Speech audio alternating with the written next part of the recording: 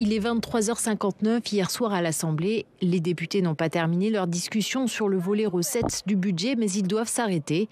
C'est la loi, la Constitution fixe les délais d'examen du texte. Mais avant la date butoir du 23 novembre, il reste beaucoup à faire. Trop, selon le député LFI Éric Coquerel, qui craint une stratégie du gouvernement pour passer en force. Moi, je pense qu'il joue la montre. Voilà. Mon avis, c'est qu'il joue la montre. C'est votre certitude, c'est votre conviction. Ouais, c'est ma conviction. Je pense que ce gouvernement a deux façons de faire passer le budget, soit par ordonnance, soit la loi spéciale. Voilà, aujourd'hui, parce que le budget sera battu à la fin. Donc, je crois que c'est les deux options qu'il a en tête et pour l'instant, c'est ces deux ceintures de sécurité, il en joue. De son côté, le gouvernement dit chercher à tout prix un compromis et accuse LFI et le RN de tout faire pour saboter le vote du budget. Cette majorité, elle s'oppose aujourd'hui à deux blocs, celui du Rassemblement national d'un côté, celui des Insoumis de l'autre, qui, eux, parient sur l'échec et ne veulent pas de ce compromis. Ce que je peux vous dire, et c'est une annonce, c'est que le Premier ministre et tout le gouvernement s'engagent à ce que ce qui est fait aujourd'hui comme travail et qui est assez inédit, selon les configurations politiques qui le permettront, de les transmettre au Sénat. Transmettre au Sénat le travail fait par les députés, une manière pour le gouvernement de montrer sa bonne foi et de rassurer les parlementaires sur sa volonté de ne pas passer en force, et notamment les socialistes qui restent à la recherche d'un compromis après le rejet de la taxe Zuckman.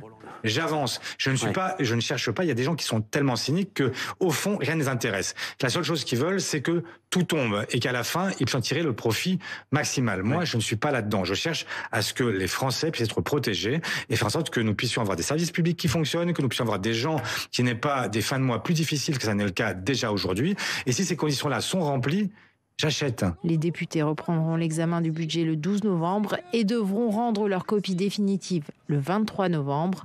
Un calendrier difficile à tenir.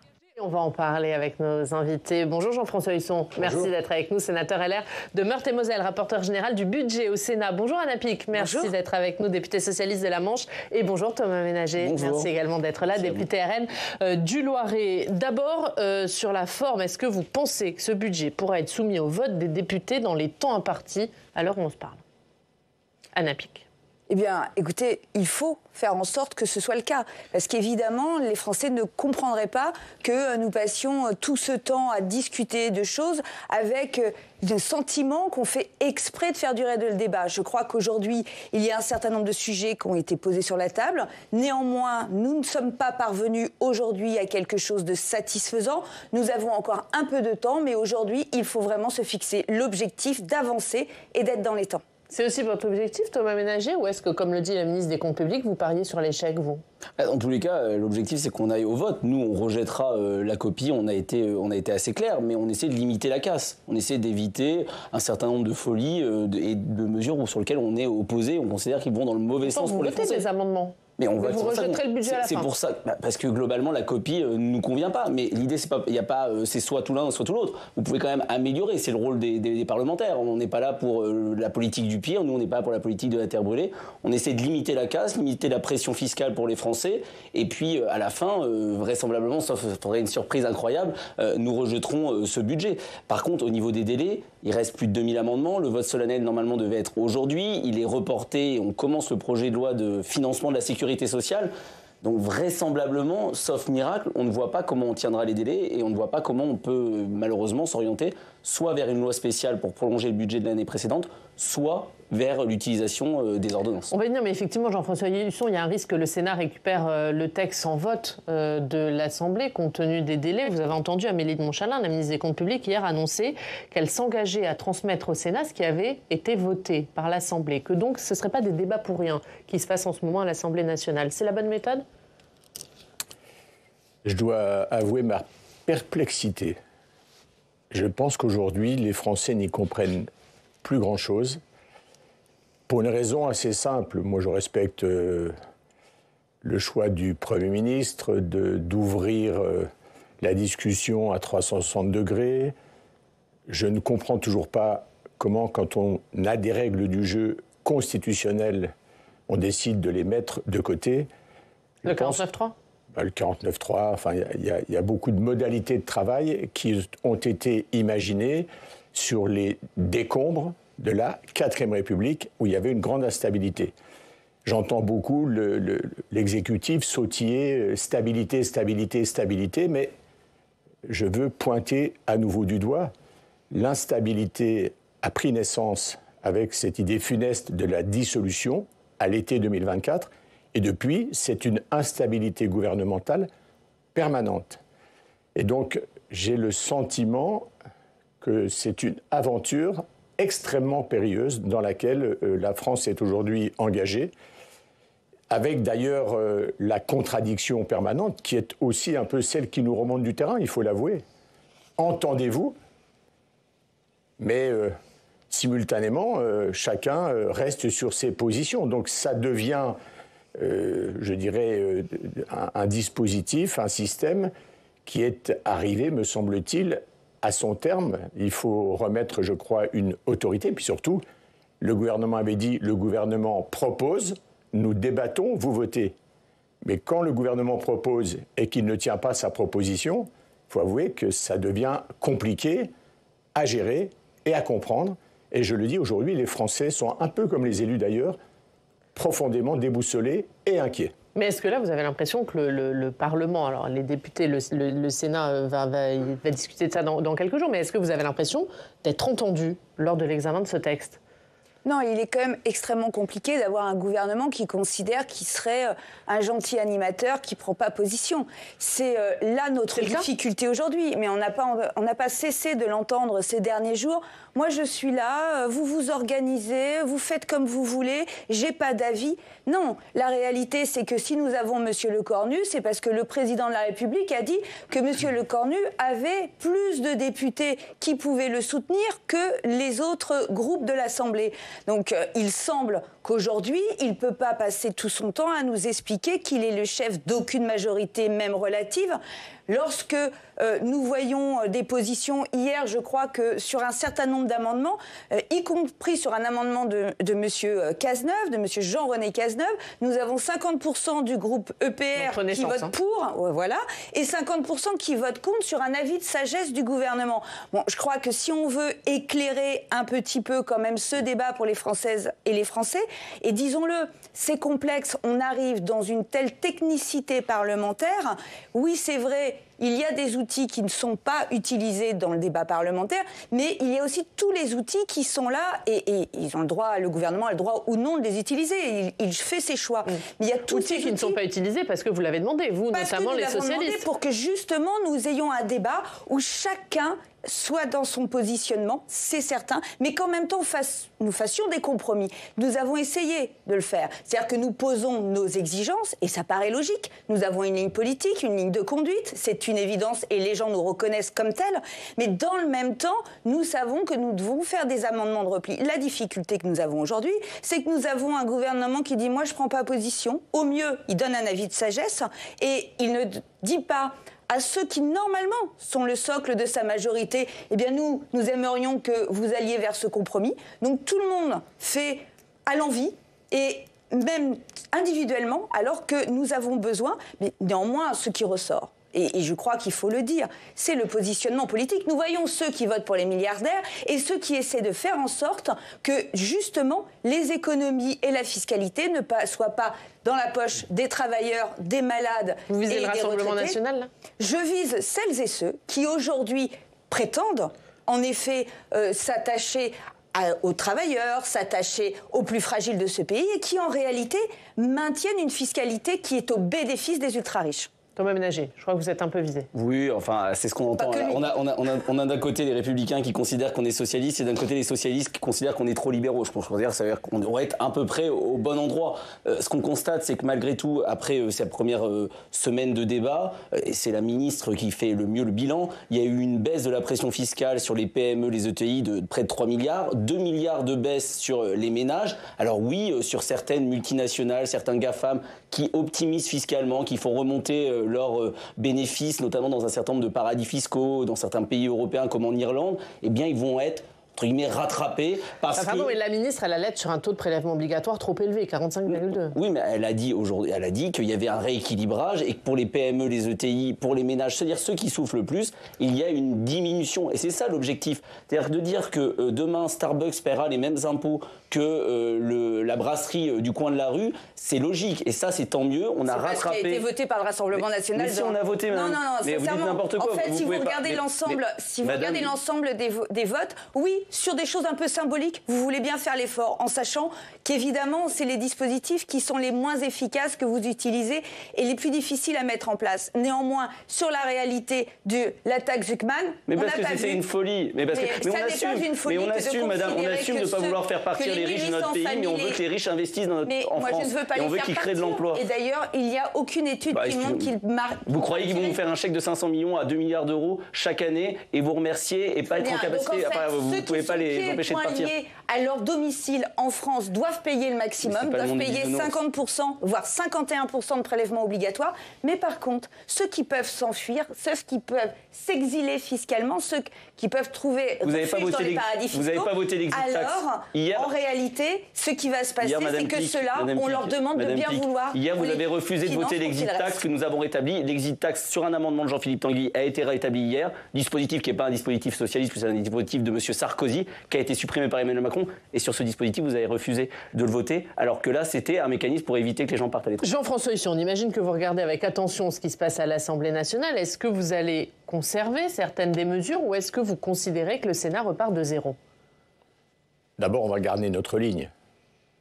J'entends cette joute verbale autour du sujet de la fiscalité.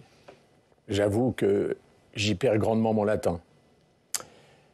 Parce que entre les mesures qui relèvent d'une espèce de fuite en avant, comme si notre niveau de fiscalité, de poids de prélèvement obligatoire n'était pas assez élevé, hein, on tient quand même le pompon, et en fait, la nécessité aujourd'hui de baisser la dépense publique. Le Sénat a remis une copie à l'été à François Bayrou, nous l'avons transmise évidemment, on n'en a pas changé au nouveau Premier ministre Sébastien Lecornu, et on compte bien tenir le cap d'une baisse de la dépense publique. C'est vrai pour le budget, c'est vrai pour les dépenses sociales. Finalement, on est dans une forme de fuite en avant et on s'aperçoit, il suffit de regarder l'argent qui avait été mis, par exemple, sur le Ségur de la santé au moment des Gilets jaunes, et on peut en ajouter. En fait, on a une difficulté, c'est que lorsque l'on consacre, parce que ça répond à des besoins, des sommes importantes pour assurer un certain nombre de missions au service public, en fait, on verse un peu comme de l'eau sur le sable chaud. Ça ne produit pas les effets. Pourquoi ? Parce que ça manque de ciblage. En fait, il faut bien regarder de quelle manière on peut à la fois améliorer le service et répondre aux besoins. Je prends un exemple. Quand je lis que dans certains hôpitaux, aujourd'hui, les urgences ne peuvent plus tourner parce qu'il n'y a plus de cadres pour... encadrer les internes. Encadrer les internes. Mais, enfin, excusez-moi, c'est quand même une forme d'impréparation. Et je me souviens que le président de la République avait dit, dès sa réélection, au 31 décembre de l'année, il n'y aura plus de problème aux urgences. C'était en 2022. On arrive en 2025. Et on pourrait multiplier ces exemples à l'envi. Et en fait, c'est ça qu'on doit absolument revoir. De quelle manière on dépense mieux l'argent public pour qu'il produise plus d'effets. Et puis, je crois aussi, il faut redonner à l'économie, dans tous nos territoires, toute sa place. Ça va de la première entreprise de France, l'artisanat, aux grands groupes, et puis évidemment à tout ce tissu de PME, d'ETI, comme on dit habituellement, parce que c'est avec plus et mieux de croissance qu'on recréera une différence. Mais du coup, qu'est-ce que vous dites aux socialistes et au RN ? Il y a trop de taxes et pas assez de baisse de dépenses, c'est ça le message ? Ils le savent, il n'y a rien de nouveau. Et on partage, enfin à titre personnel, nous on partage cette nécessité. Par contre, je ne vois pas beaucoup les baisses de dépenses. Mais alors, on va y venir. Je vous laisserai. On n'est pas exactement dans la partie qui concerne la dépense. Vous savez comment ça se passe, chers collègues. Oui, mais entre toutes les formules aujourd'hui qui ne sont pas conformes à la Constitution ou contraires au droit européen, je pense qu'il faut faire attention de ne pas mettre en vitrine tout et n'importe quoi. J'appelle chacun à davantage de précision et de raison.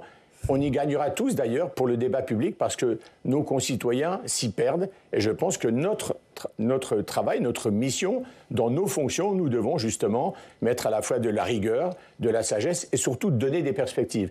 Il ne faut pas laisser les Français se désespérer. Écoutez, la pression fiscale, je crois que tous les rapports que nous avons pu avoir montrent que nous avons un problème de recettes. Moi, je suis d'accord pour qu'on s'attache à ce que notre tissu économique soit dynamique, à ce qu'il y ait de la réindustrialisation. Mais aujourd'hui, c'est 211 milliards versés de subventions aux entreprises. Et ce que nous voyons, c'est que nous perdons quand même de l'emploi industriel, c'est que à nouveau le chômage remonte. Je viens d'une circonscription qui est très industrielle et sur laquelle nous avons beaucoup travaillé. Nous sommes passés de 12% de chômage à 4,5% aujourd'hui. Nous sommes au plein emploi et nous avons encore des perspectives importantes et les collectivités territoriales y ont pris toute leur part. Donc, disons-le. Nous considérons qu'évidemment, il est essentiel de la voie de la réindustrialisation, de la croissance, de l'amélioration aussi du quotidien. Et c'est comment on combine ça. Ce que nous faisons, c'est pas plus de taxes, c'est pas plus de fiscalité. Non, ça n'est pas le cas. Jusqu'à maintenant, ce que je vois, c'est quand même beaucoup plus de fiscalité, la question, c'est de savoir dans quelle poche et dans quel porte-monnaie on s'attache à aller chercher ces ressources financières dont nous avons besoin pour l'école, pour l'enseignement supérieur, évidemment pour nos hôpitaux, mais pour tous les services publics, et nous le savons très bien, et nous le constatons, parce que lorsque nous parlons avec les gens, ils nous le disent, ils ont la sensation que le service public recule, et qu'il faut donc trouver les services publics, les financements pour ces services publics. Aujourd'hui, nous sommes dans la partie recettes, donc nous ne pouvons pas parler des dépenses, mais le temps viendra. Vous auriez dû avoir fini, donc il y a quand même un problème de méthode, de compréhension. Je dis il y a un problème général. Monsieur, vos grandes leçons, mais nous verrons effectivement à quel point, oui, nous sommes dans cette première partie. Des amendements, parce que nous devons trouver des compromis. Évidemment, il y a un certain nombre d'amendements de repli, il y a des discussions parce que nous devons trouver un point d'arrivée. Soit nous considérons qu'il n'y a pas de chemin, et il n'y a pas de chemin. Et donc dans ce cas-là, on arrête tout, on attend les ordonnances ou une loi spéciale, mais je ne crois pas que les Françaises et les Français attendent ça de nous. Ils attendent que nous trouvions un chemin pour avoir un budget pour la France, un budget qui leur permette de sortir de l'angoisse de l'avenir qu'ils ont aujourd'hui et qui les empêche de consommer. Avec calme et tranquillité. Et une certaine sagesse. Je ne crois pas qu'il y ait eu calme et tranquillité, sinon nous n'aurions pas été dans une telle instabilité gouvernementale ces derniers mois et ces dernières années. Ce qui est certain, c'est qu'il y a un gros problème de méthode. Et là, je partage ce que dit monsieur le rapporteur général. Aujourd'hui, nous, on a fait le choix au Rassemblement national d'avoir essayé de peu d'amendements, de faire des prises de parole qui soient condensées pour permettre que l'on atteigne cette deuxième partie, qui est la question de la baisse des dépenses. C'est le vrai problème de notre pays. On est le pire pays en matière de prélèvements obligatoires. L'objectif, c'est pas globalement d'augmenter la pression fiscale. Il faut la diminuer. Il faut par contre parfois la réorienter pour qu'elle soit intelligente, qu'elle oriente les capitaux, les fonds vers les bons investissements. Mais il faut passer à la partie dépenses pour faire des économies sur le train de vie de l'État, sur la question du coût de l'immigration, la question du budget de l'Union européenne, la question des agences. C'est-à-dire qu'aujourd'hui, il faut essayer de faire des économies pour pouvoir, au contraire, donner de l'air à nos entreprises qui vont créer de la richesse, créer de l'emploi. Et c'est cette croissance qui permettra qu'on maintienne notre modèle social. C'est pas en faisant des coups de rabot sur les classes populaires, les classes moyennes ou nos PME, nos ETI qu'on y arrivera. C'est au contraire en leur donnant la possibilité de créer de la richesse, créer de la valeur et donc de faire rentrer des ressources fiscales. Et du coup, sociales. on les baisse où les dépenses, Thomas Ménager? Comment? On les baisse où les dépenses? Mais nous, on a eu un contre-budget très net de 57 milliards de baisse de dépenses. Alors, il y en a certaines qui prendront un petit peu plus de temps parce que la question des agences, il faut après attendre un certain nombre de départs de fonctionnaires à la retraite dans ces agences et il faut après redispatcher. Il y a un très bon rapport au Sénat de Christine Lavarde à ce sujet, vous pouvez vous en inspirer. Voilà. Avec plaisir, on le lira, mais il y a aujourd'hui 80 milliards. 80 milliards, alors je pense que mes collègues qui traitent ces sujets-là l'ont déjà consulté. 80 milliards, c'est le coût des agences dans notre pays. Et donc, il faut aujourd'hui faire en sorte qu'il n'y ait pas forcément au global beaucoup moins de fonctionnaires, mais qu'il y ait des fonctionnaires sur le terrain, des policiers, des infirmières, mais moins dans des agences, moins dans de l'administratif, pas sur les ARS par exemple qui coûtent énormément. Donc, il faut revoir un petit peu notre schéma pour que ça soit plus efficient. Partager là-dessus, Anna Pic? Non, mais qu'il y ait des choses à revoir, c'est sans cesse qu'il faut remettre sur le métier un certain nombre d'organisations. Mais moi, je constate, je suis au conseil d'administration de l'ADEME, je constate que c'est un outil aujourd'hui qui permet d'avancer dans la transition et qui permet la rénovation aussi dans les collectivités territoriales. C'est une expertise technique et scientifique. Ils sont aussi l'opérateur de l'État, d'un certain nombre d'entreprises. Je comprends bien que c'est facile de dire c'est une agence, donc c'est un truc qu'on ne comprend pas très bien, etc. Ça coûte de l'argent. La plupart du budget part justement dans l'investissement.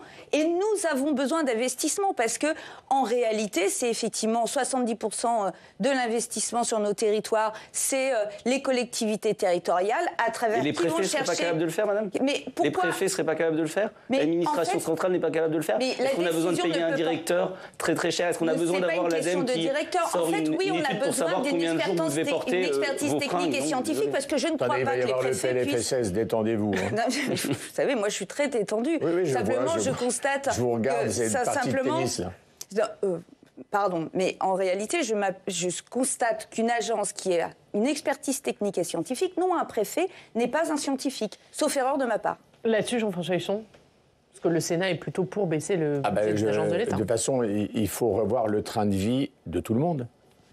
C'est pas nouveau, on le dit depuis des années. On voit le bilan.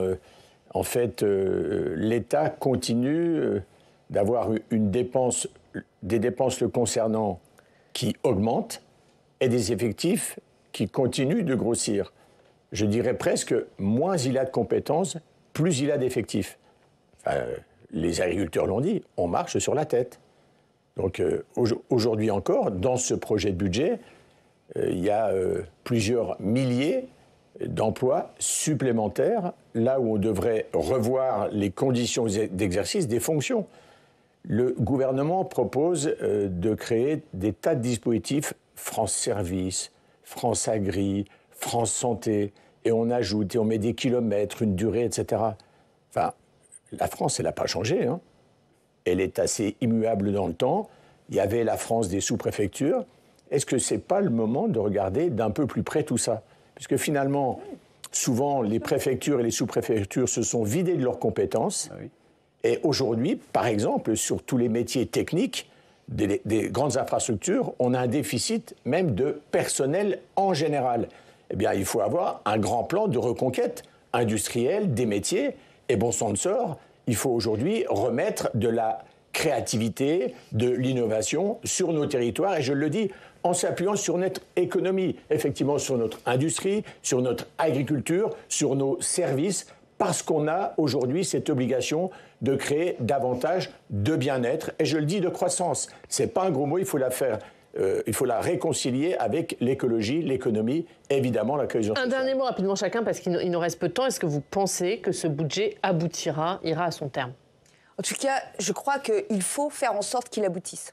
Il faut faire en sorte que nous allions jusqu'à la fin de la discussion et après nous verrons. Nous verrons effectivement si nous sommes en capacité ou pas de le voter. Peut-être qu'il ne satisfera pas. Vous pourriez vous abstenir? Nous verrons. Voir le voter. À l'heure actuelle, nous ne pouvons pas nous abstenir. Parce qu'il y a des marqueurs, parce qu'il n'y a pas eu la prise de position du gouvernement qui aurait permis qu'on aboutisse à un compromis satisfaisant, mais ce n'est pas terminé. Ils soutiennent le gouvernement avec le cordu du pendule. Hein. C'est quand même à regarder. Nous ne soutenons pas le gouvernement. En effet, nous sommes l'opposition. Il peut aboutir ou pas? Moi, j'y crois pas. Et ce que vient de dire ma collègue le montre. Aujourd'hui, depuis le début, on sait bien qu'on est dans un bourbier et qu'il n'y a qu'une solution, on le répète, c'est, je pense, une dissolution pour pouvoir qu'il y ait un cap. On fera notre travail et on sera, en tous les cas, unis au rendez-vous pour donner un budget sérieux pour notre pays. Merci beaucoup. Merci à tous les trois d'avoir été avec nous pour ce débat. Merci à tous de nous avoir suivis. On se retrouve demain. Très bonne journée.